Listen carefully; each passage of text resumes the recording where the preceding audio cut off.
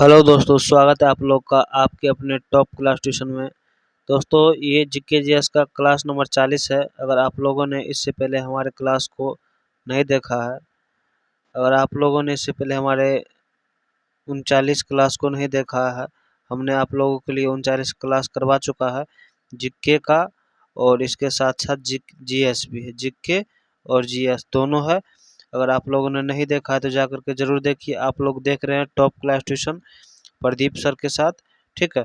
और ये आप लोग के लिए जो हम क्वेश्चन लाते हैं, इधर उधर का क्वेश्चन नहीं रहता दोस्तों, जो एग्जाम ओरिएंटेड क्वेश्चन रहता है, जैसे एनसीईआरटी से लिया हुआ, लुसेंट से, और रिपीटेड पीवाईक्यू जो होता है उससे लिया हुआ ये सारा का सारा क्वेश्चन रहता है।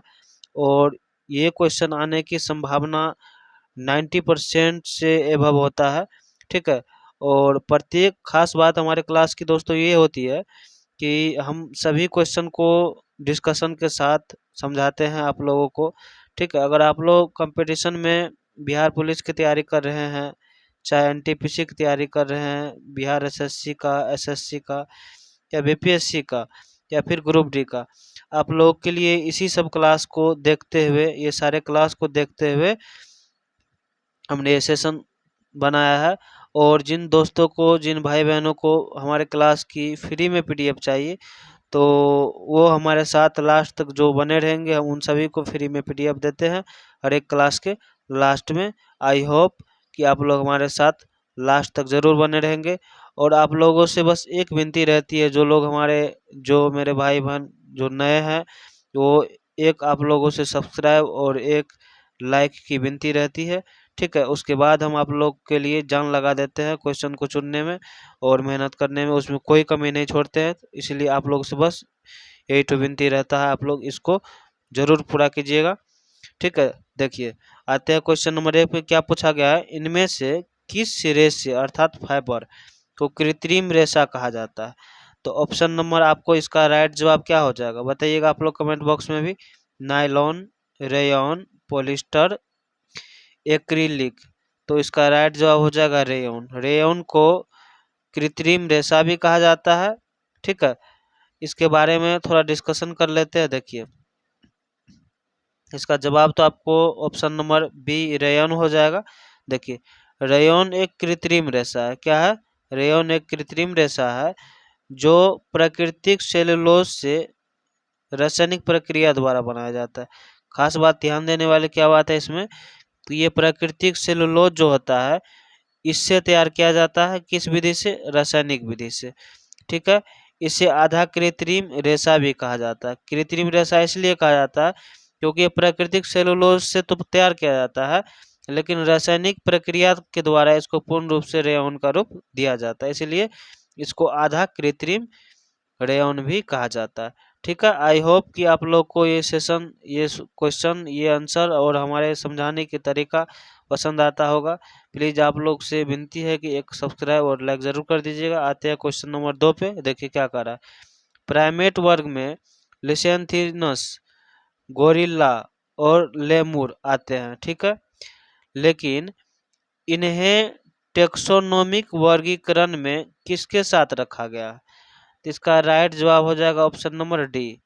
इसका राइट जवाब हो जाएगा टेक्सोनोमिक वर्गीकरण में इसको रखा गया है मानव के साथ, चिंपांजी के साथ और कुत्ता के साथ, ठीक है। देखिए, इसका डिस्कशन कर लेते हैं, थोड़ा सा चर्चा कर लेते हैं इस बात पर। प्राइमेट वर्ग में मुख्यतः मानव, बंदर, चिंपांजी आदि आते हैं।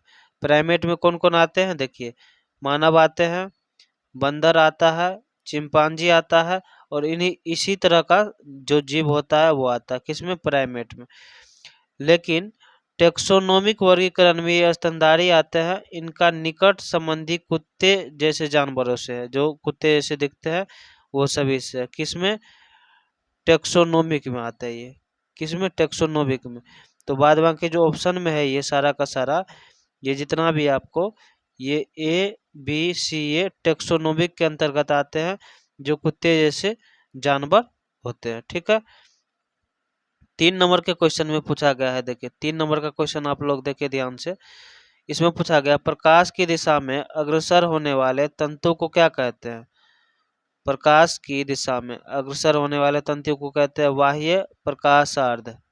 अब ये क्या होता है, देखिए इसके बारे में देख लेते हैं।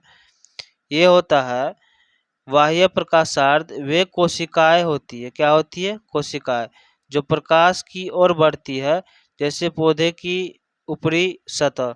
जैसे दोस्तों आप लोग को समझाने का हम कोशिश करें, मान के चलिए ये एक कमरा है, ठीक है, और कमरा का ये दीवार का खिड़की है, ठीक है, ये दीवार का खिड़की है, मान के चलिए ये क्या है, खिड़की है, और यहाँ पर ये खिड़की से अलग है, ठीक है, ये अलग, और यहाँ पर एक पौधा है, ठीक है, यहाँ पर एक क्या है, एक पौधा है। तो ये पौधा जो है क्या करेगा, ये अगर यहाँ पर सूर्य के प्रकाश है, सूर्य के प्रकाश यहाँ पर है, तो ये पौधा बाहर निकलने का कोशिश यहाँ से करेगा, ठीक है, यहाँ से ये पौधा बाहर निकलने का कोशिश करेगा। तो इसी को कहा जाता है, क्या कहा जाता है, बाह्य प्रकाशार्ध। क्या कहा जाता है इसको, बाह्य प्रकाशार्ध। ठीक, आई होप कि आप लोग को समझ में आ रहा होगा।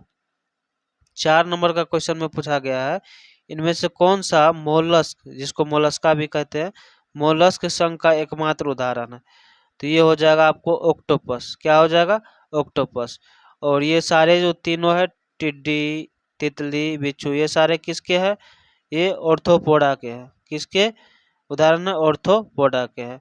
देखिए डिस्कशन में भी वही कहा गया है, ध्यान से देखिए।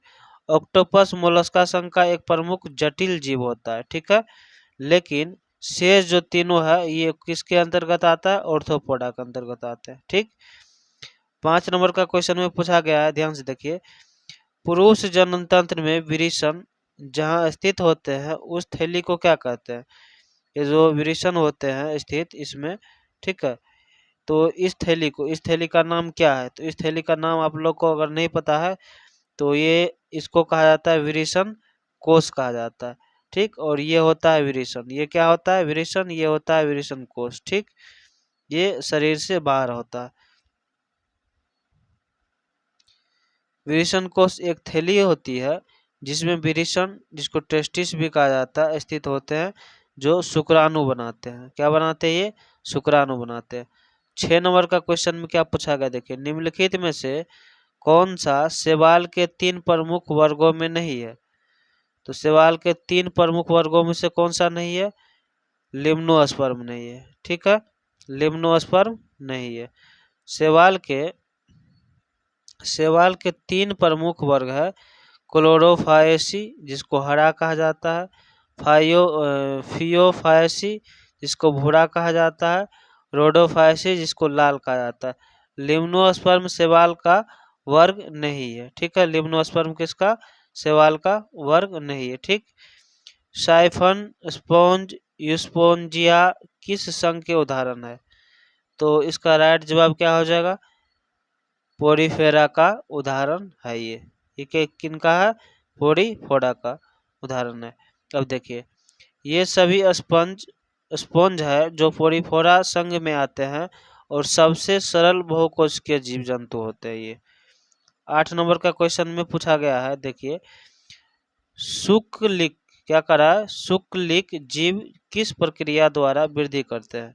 तो शुक्लिक जीव जो होते हैं वो कोशिका विभाजन के द्वारा अपने आप को वृद्धि करते हैं। किसके द्वारा, कोशिका विभाजन के द्वारा। ठीक है, 9 नंबर में पूछा गया है, देखिए, पुष्प में नर लैंगिक अंग क्या है, स्पोर, पुंकेसर, स्त्रीकेसर, क्लोरोफायेसी। तो पुष्प में जो नर लैंगिक अंग है उसको पुंकेसर कहा जाता है, और अगर स्त्री की बात करें तो स्त्री में स्त्रीकेसर होता है। क्या होता है, स्त्रीकेसर होता है स्त्री में। ठीक है, इसके बाद आते हैं आगे, इसको देख लेते हैं थोड़ा सा। पुंकेसर पुष्प का नर लैंगिक अंग होता है जिसमें पराग बनता है, इसमें पुंकेसर में ही पराग बनता है। ठीक, 10 नंबर का क्वेश्चन में पूछा गया है, देखिए ध्यान से। अंगों के समूह द्वारा विशेष कार्य करने वाली संरचना को क्या कहते हैं। अंगतंत्र कहते हैं, कोशिकाएं कहते हैं, उत्तक कहते हैं, गुहा कहते हैं। तो इसका राइट जवाब 10 नंबर का हो जाएगा, अंगतंत्र कहते हैं। क्या कहते हैं, अंगतंत्र। क्या कहते हैं, अंगतंत्र। देखिए, जब कई अंग मिलकर कोई विशिष्ट कार्य करते हैं तो उसे अंगतंत्र कहते हैं, जैसे पाचन तंत्र।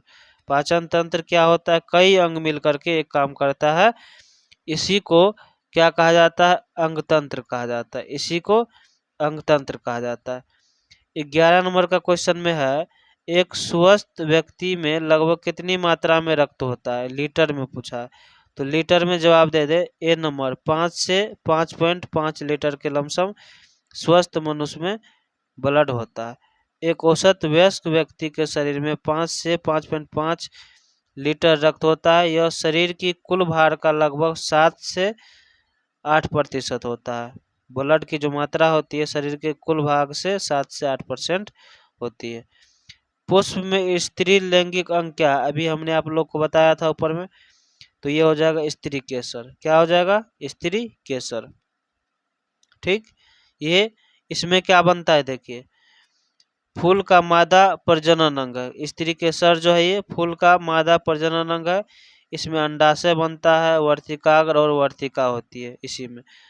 ठीक है, 13 नंबर में पूछा गया है, 13 नंबर का क्वेश्चन देखिए, जिन प्राणियों में कोशिकाएं भ्रूणीय स्तरों में व्यवस्थित होती है उन्हें क्या कहते हैं, तो उनका क्या नाम है, द्विकोशिकीय नाम है। क्या नाम है उसका, द्विकोशिकीय। द्विकोशिकीय जीवों में केवल 2 भ्रूणीय स्तर होते हैं, बाह्य त्वचा और अंतः त्वचा। जैसे सिलेंटेरेटस, क्या है, सिलेंटेरेटस।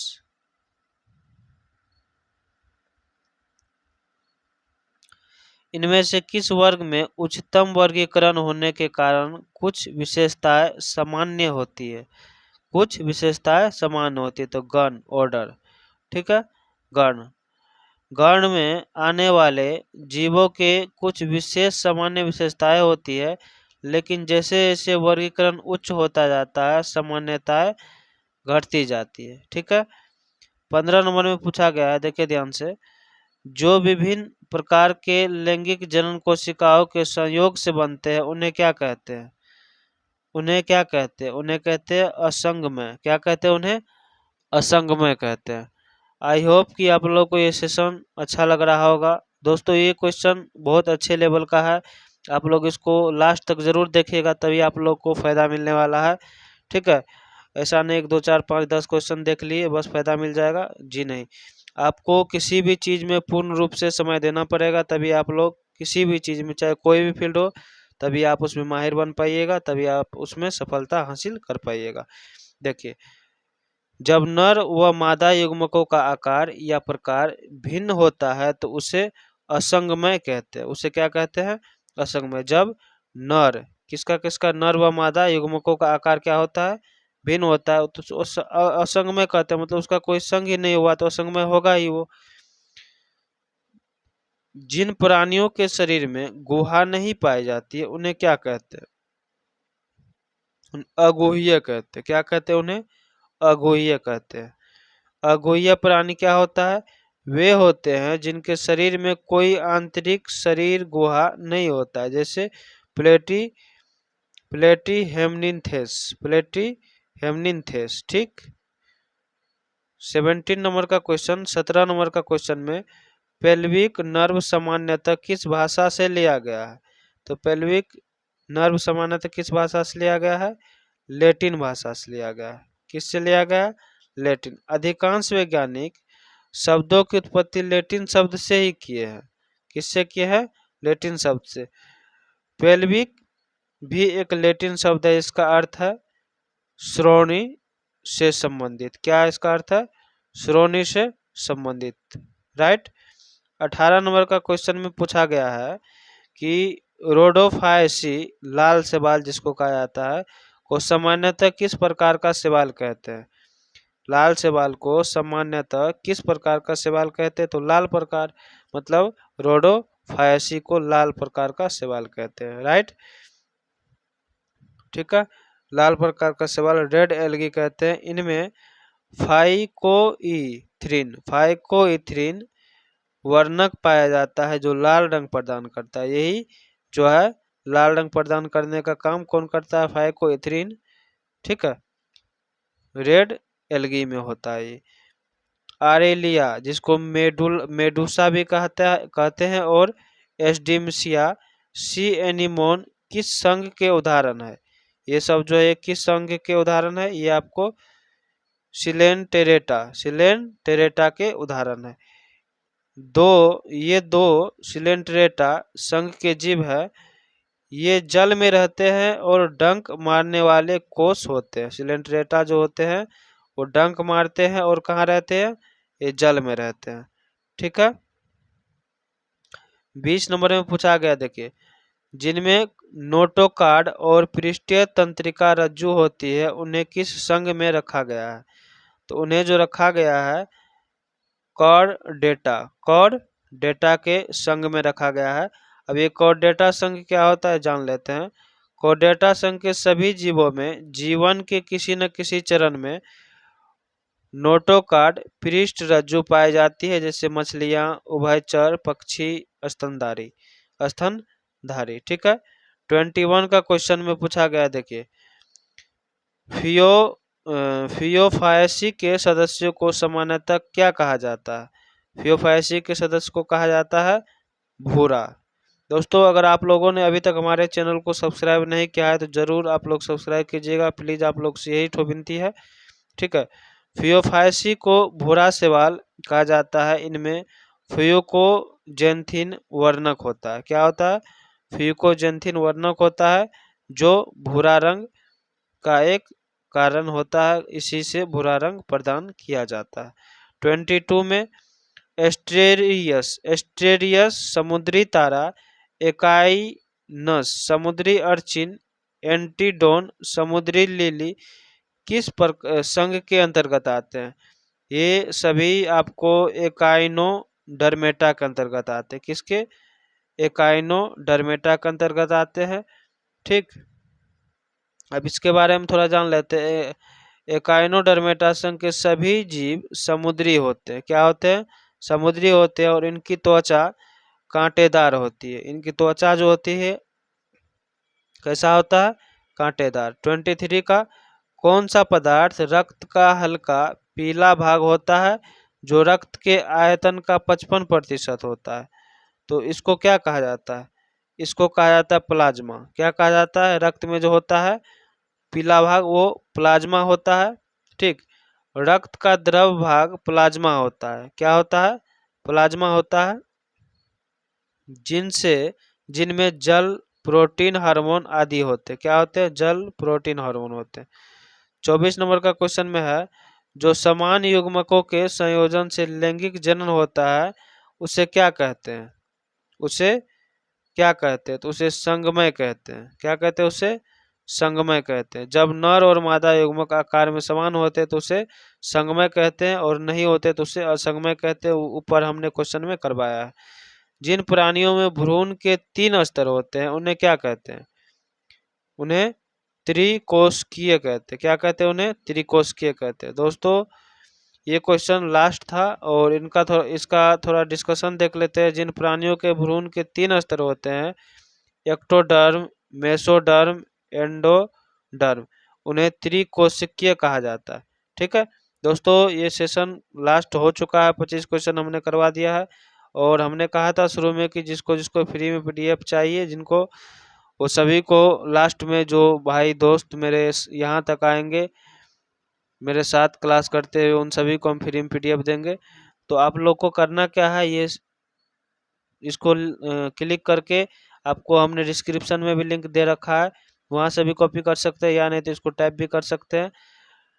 टेलीग्राम पे जाकर के हमें फॉलो करके वहाँ से भी आपको जिस क्लास का PDF चाहिए आप वहाँ से हमें मांग करके ले सकते हैं। ठीक है। फिर एक नेक्स्ट क्लास में और अच्छे से क्लास में अच्छे क्वेश्चन के साथ हम आप लोग के बीच आएंगे। तब तक के लिए थैंक यू, धन्यवाद।